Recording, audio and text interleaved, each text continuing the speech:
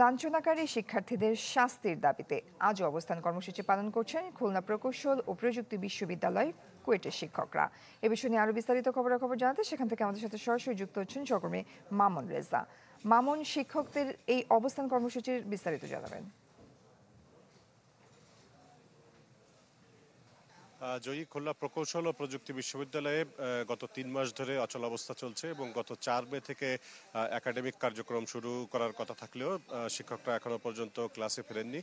তারা ক্লাস এবং পরীক্ষা বর্জন করছেন। সেই সঙ্গে গত 18 মে থেকে তারা যে প্রশাসনিক কাজ সেই কাজ থেকেও তারা বিরত রয়েছেন।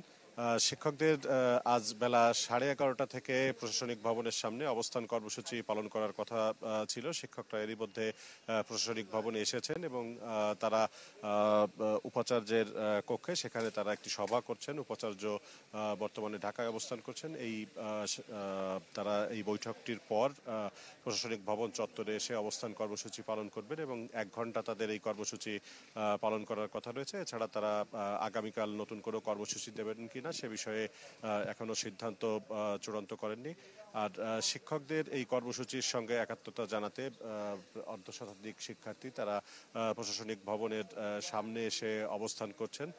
তবে শিক্ষার্থীদের আরেকটি গ্রুপ যারা গত 3 মাস ধরে বিভিন্ন দাবিতে আন্দোলন করেছিল তারা আপাতত চুপচাপ রয়েছে। তারা বলছেন যে তারা পরিস্থিতি পর্যবেক্ষণ করবেন, এরপর তারা পরবর্তী সিদ্ধান্ত নেবেন।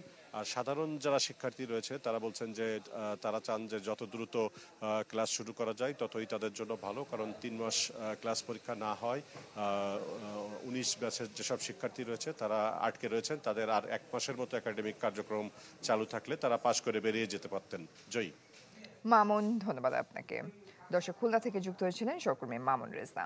এলএমই সার্টিফাইড বিশ্বসেরা কপারে তৈরি ওয়ালটন কেবলস, যা আপনার স্থাপনাকে রাখবে সব সময় নিরাপদ।